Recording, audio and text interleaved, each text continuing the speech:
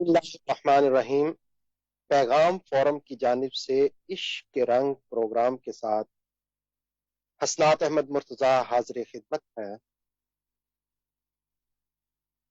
عشق کے رنگ، اس میں اللہ کی محبت، رسول کریم علیہ السلام کی محبت اور اس محبت کو جلا بخشنے کے لیے کبھی قرآن کا نغمہ سرمدی اور کبھی رحمت عالم صلی اللہ علیہ وسلم کی مدح سرائی اور کبھی اسلام کی حسین یادیں۔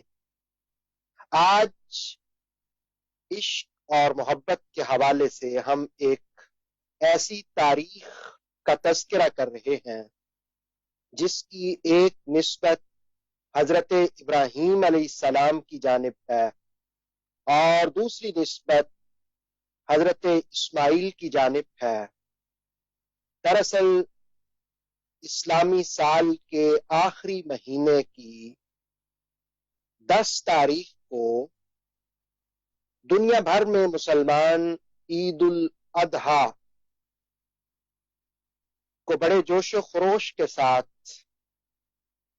مناتے ہیں، حضرت ابراہیم اور اسماعیل کی محبت کی یادوں کو تازہ کرتے ہیں اور ہمارے پیارے نبی حضرت محمد صلی اللہ علیہ وسلم اس عشق اور محبت کی جو یاد تھی اس کو تازہ بھی فرمایا اور اس کو جاری و ساری بھی فرمایا، چونکہ حضور علیہ السلام کو اللہ کا بھی حکم تھا۔ اللہ رب العالمین نے فرمایا فَصَلِّ لِرَبِّكَ وَانْحَرْ، نماز پڑھیے اور قربانی کیجیے۔ گویا عشق کے رنگ دیکھیں کہ حکم رب ذوالجلال کا ہے اور اس کو رسول رحمت صلی اللہ علیہ وآلہ وسلم کس طرح ادا فرماتے ہیں۔ یاد رہے کہ یہ عشق اور محبت کی جو داستاں ہے، رسول کریم علیہ السلام ہجرت مدینہ کے بعد جس وقت مدینہ طیبہ میں تشریف فرما ہوئے تو ہر سال آپ قربانی کرتے رہے۔ ابن عمر رضی اللہ تعالیٰ عنہ فرماتے ہیں، اور اس کو امام ترمذی نے جامع ترمذی کے اندر اور مسند احمد نے بھی نقل کیا، ابن عمر فرماتے ہیں کہ رسول اللہ علیہ السلام نے 10 سال مدینہ میں قیام کیا اور ہر سال قربانی فرمائی۔ اب ہمیں دیکھنا یہ ہے کہ رسول اللہ علیہ السلام نے جو اس بات کو زندہ کیا، اس عشق کو جلا بخشی اور اس محبت کی یاد کو تازہ کیا، تو امت مسلمہ کے کن افراد کے لیے یہ عشق کی یاد، یہ عشق کا رنگ تازہ کرنا لازم ہے۔ یاد رہے کہ جن لوگوں کے اندر یہ خصوصیات پائی جاتی ہیں ان پر ہر سال قربانی کرنا لازم ہے۔ وہ خصوصیات کیا ہیں؟ سب سے پہلی خصوصیت یہ کہ مسلمان ہوں، اور دوسری خوبی یہ کہ بالغ ہو، یعنی مسلمان ہونا، بالغ ہونا، اور تیسری خوبی مقیم ہونا، یعنی بندہ مسافر نہ ہو، اپنے وطن میں ہو، اپنے گھر میں ہو۔ وہ شخص جو سفر میں ہوتا ہے وہ کسی جگہ پر 15 دن سے کم قیام کرتا ہے، اور جہاں قیام 15 دن سے زیادہ کا ہو وہاں پہ وہ مقیم ہو جاتا ہے، اس پر مقیم کے احکام نافذ ہوتے ہیں۔ تو مقیم ہونے کے ساتھ ساتھ صاحب نصاب بھی ہو، یہ 4 خوبیاں جس شخص کے اندر پائی جاتی ہیں، یہ 4 شرائط جس شخص کے اندر پائی جاتی ہیں، اس پر قربانی کرنا لازم ہو جاتا ہے۔ نمبر 1 مسلمان ہونا، نمبر 2 مقیم ہونا، نمبر 3 بالغ ہونا، اور نمبر 4 مالک نصاب ہونا۔ یہ نصاب کیا ہے؟ نصاب کو بیان کرنے سے پہلے میں چاہوں گا کہ رسول کریم صلی اللہ علیہ وسلم کی ایک خوبصورت حدیث، ان کی ہر حدیث ہر بات کی خوبصورت ہے، وہ آپ کو سناؤں۔ اس حدیث کے راوی ہیں حضرت زید ابن ارقم رضی اللہ تعالی عنہ۔ آپ فرماتے ہیں کہ رسول پاک صلی اللہ علیہ وآلہ وسلم سے پوچھا گیا، اور یہ سوال کرنے والے صحابہ رضوان اللہ تعالی علیہ مجمعین، کہ یا رسول اللہ صلی اللہ علیہ وسلم ما هذه الاضاحی، یہ قربانیاں کیا ہیں؟ قال علیہ الصلاۃ والسلام سنت ابیکم ابراہیم، رسول اللہ علیہ السلام نے فرمایا کہ یہ تمہاری جد حضرت ابراہیم صلوات اللہ وسلام علیہ، ان کی سنت ہے۔ یعنی رسول اللہ علیہ السلام نے کہا کہ یہ قربانی دراصل عشق کا ایک رنگ ہے، محبت کی ایک یاد ہے، اس لیے کہ اسلام کی بنیاد ملت ابراہیمی پر ہے، دین ابراہیمی پر ہے۔ تو آپ نے فرمایا کہ یہ ابراہیم و اسماعیل علیہ السلام کی یادوں کو تازہ کرنا، یہ محبت کا ایک انداز ہے قربانی کرنا، عشق کا ایک انداز ہے قربانی کرنا۔ تو آپ صلی اللہ تعالی علیہ وسلم سے پھر پوچھا گیا کہ فما لنا، یا رسول اللہ صلی اللہ علیہ وسلم ارشاد فرمائے اس میں ہمارے لیے کیا ہے، یعنی ہمیں کیا اجر ملے گا قربانی کرنے سے؟ جان کائنات صلی اللہ علیہ وسلم نے ارشاد فرمایا کہ بکل شعر حسن، قربانی کے جانور پر ہر بال کے بدلے اللہ تمہیں ایک نیکی عطا فرمائے گا۔ سبحان اللہ۔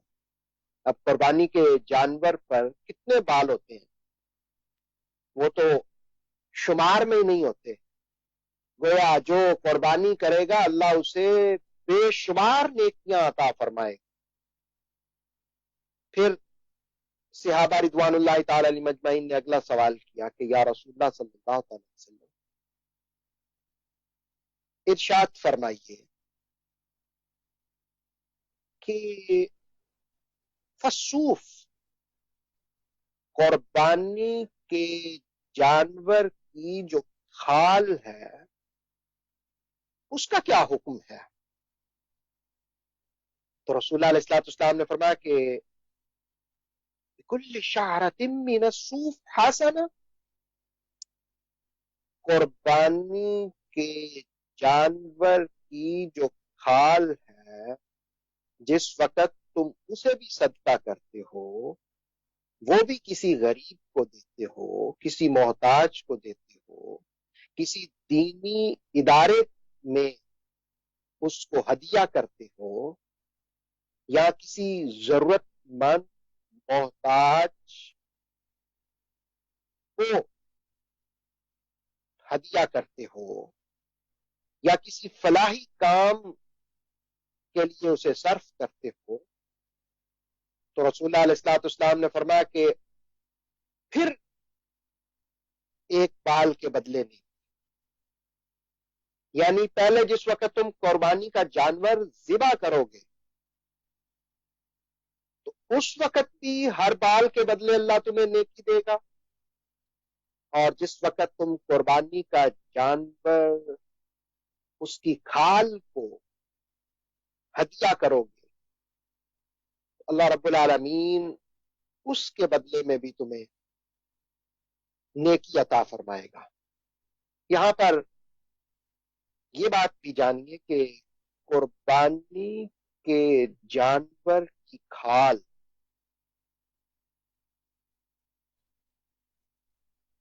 جو جانور ذبح کرنے والا ہے اس کو معاوضے کے طور پر نہیں دی جا سکتی. قربانی کے جانور کا کوئی بھی حصہ معاوضے کے طور پر نہیں دیا جا سکتا، اس کو آپ نے تقسیم ہی کرنا ہے. بذات خود رسول کریم صلی اللہ علیہ وسلم جانور کو ذبح فرماتے اور گوشت تقسیم فرماتے. جہاں تک قربانی کے جانور کے گوشت تقسیم کرنے کا معاملہ ہے تو 3 حصوں میں اس کا گوشت تقسیم کیا جائے گا.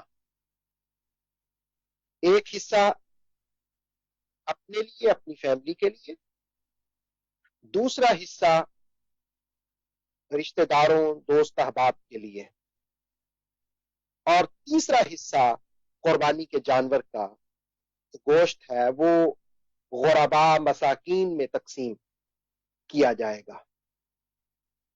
واپس لوٹیے، ہم بات کر رہے تھے کہ قربانی واجب ہونے کی جو شرائط ہے ان میں مسلمان ہونا، مقیم ہونا، بالغ ہونا اور صاحب نصاب ہونا. اب جو صاحب نصاب ہے، نصاب کیا ہے؟ یاد رکھیے کہ 7.5 تولے سونا اگر کسی کے پاس موجود ہے تو اس پر قربانی کرنا لازم ہوگا. یا اگر گولڈ نہیں ہے، چاندی یا چاندی کے برابر رقم ہے، مثلا 52.5 تولے چاندی کی تقریباً 2020 کے مطابق جو اماؤنٹ بنتی ہے، یورو میں اگر آپ جاننا چاہیں تو 315 یورو، اور اگر آپ پاکستانی روپیز میں تو یہ تقریباً 61,000 سے کچھ زیادہ بنتی ہے. اتنی رقم اگر کسی کے پاس قربانی کے دنوں میں قربانی سے پہلے موجود ہو تو اس پر قربانی کرنا واجب ہوتا ہے. زکوٰۃ کے لیے نصاب یہی ہے، لیکن زکوٰۃ کی ادائیگی اور قربانی کے وجوب میں ایک فرق ہے. وہ فرق یہ ہے کہ قربانی کرنے کے لیے عید یا عید کے دنوں میں، عید سے پہلے تھوڑے دن آپ کے پاس یہ نصاب ہو تو پھر آپ پر قربانی کرنا لازم آتا ہے. جبکہ زکوٰۃ کے لیے نصاب ہو اور نصاب پر سال بھی گزر جائے تو پھر آپ پر قربانی کرنا لازم آتا ہے.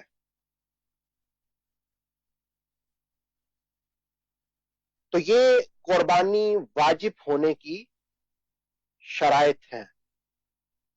اب قربانی 3 دن کی جا سکتی ہے. وہ 3 دن کون سے ہیں؟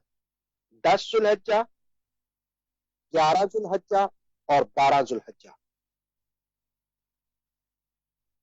10 ذو الحجہ جو عید کا پہلا دن ہوتا ہے،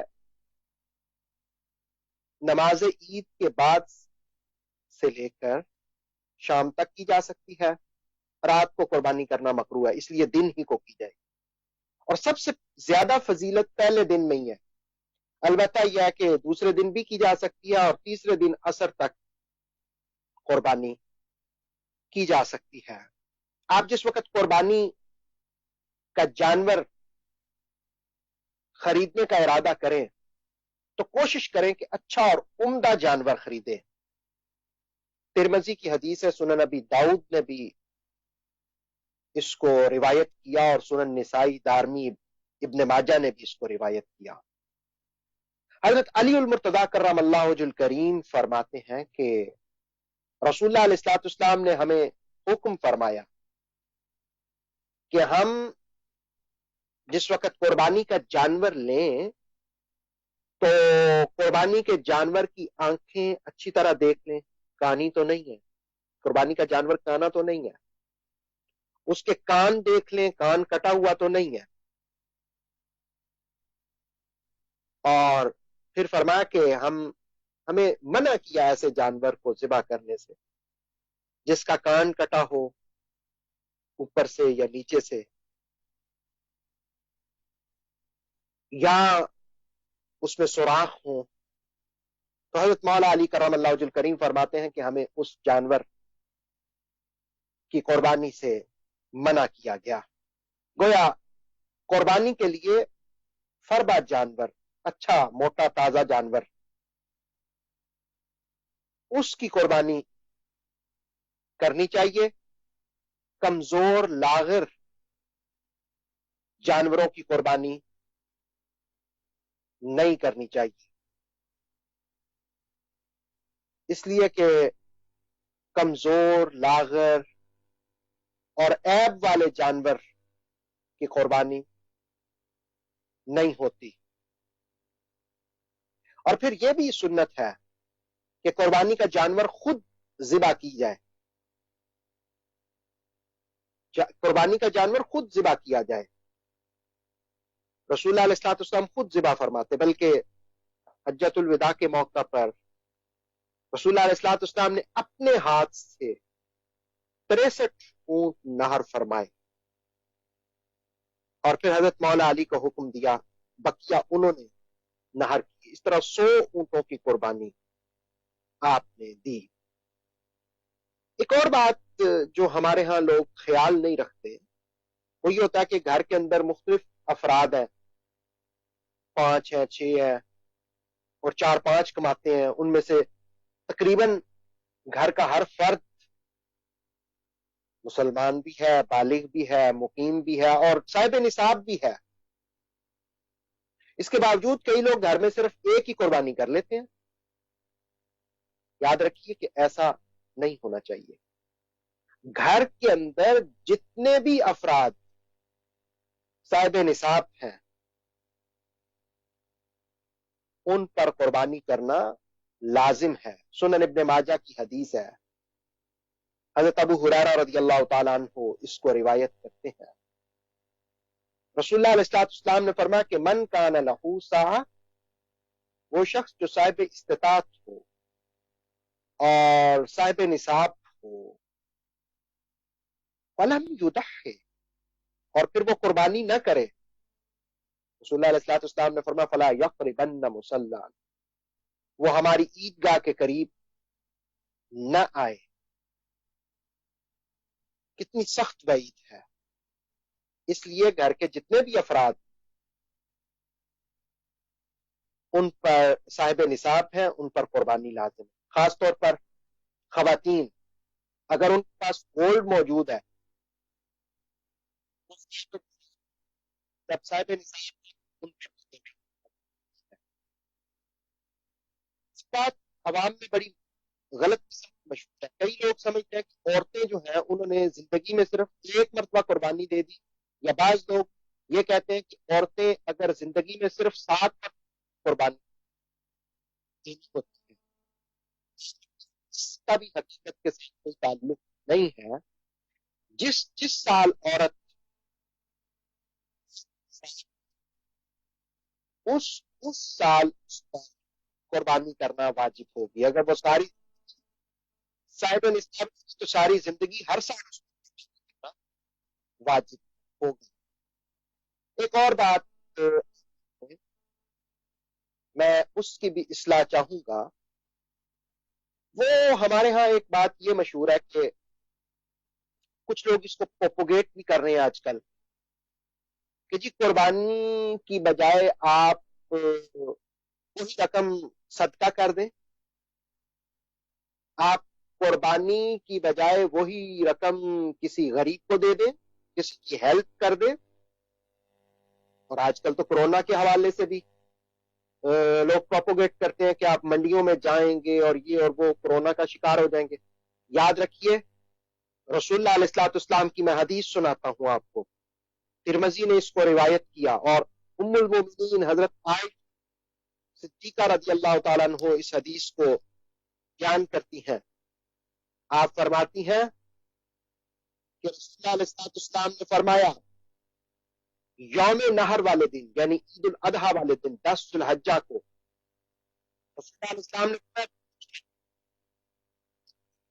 फरमाया कि आदम का कोई काम अल्लाह रब्बुल आलमीन के नज़दीक ज्यादा मकबूल और महबूब, यानी 10 जुल्हज्जा को सबसे ज्यादा मकबूल और महबूब जानवर को ज़िबा करना है। और फिर रसूलुल्लाह अलैहि वसल्लम ने फरमाया कि जो जानवर तुम ज़िबा करते कयामत वाले दिन वो अपने खुरों के साथ, अपने बालों के साथ, अपनी सींगों के साथ, यानी तीनों चीजें, सींग भी, खुर भी और बाल भी, उनके साथ वो लाया जाएगा। और जिस वक्त तुम कुर्बानी के जानवर को ज़िबा करते हो तो खून उधर जमीन पर गिरता है, खून उधर बहता है, उधर अल्लाह उसको कबूलियत का दर्जा अता फरमा देता है। और फिर रसूलुल्लाह अलैहि वसल्लम ने फरमाया कि ठीक हो, कुर्बानी खुश दिली से किया करो, यानी दिल तंग करके नहीं, जज्बे के साथ, शौक के साथ, वलवले के साथ। अल्लाह रब्बुल आलमीन इसमें बरकतें देगा। अल्लाह रब्बुल आलमीन हम सबको अमल की तौफीक अता फरमाए। आप में से जिस दोस्त का भी कोई सवाल हो आप हमें कमेंट्स में सवाल लिख सकते हैं। इंशाअल्लाह अगली नशिस्त में हम आपके सवालात के जवाबात जरूर देंगे। अल्लाह रब्बुल आलमीन हम सबको ईद उल अदहा के मौका पर कुर्बानी करने की तौफीक अता फरमाए।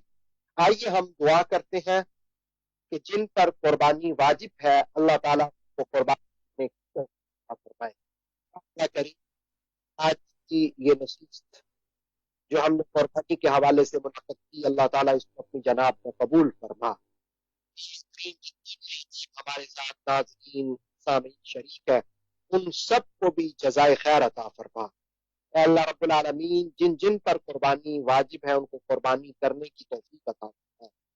या अल्लाह हमारी दुआओं को कबूल फरमा, इल्तिजाओं को कबूल फरमा, हमारे गुनाहों को माफ फरमा। या अल्लाह करीम पैगाम फॉर्म के तहत जो इश्क रंग प्रोग्राम जारी उसारी किया, अल्लाह रब्बुल आलमीन इसमें बरकतें नसीब फरमा।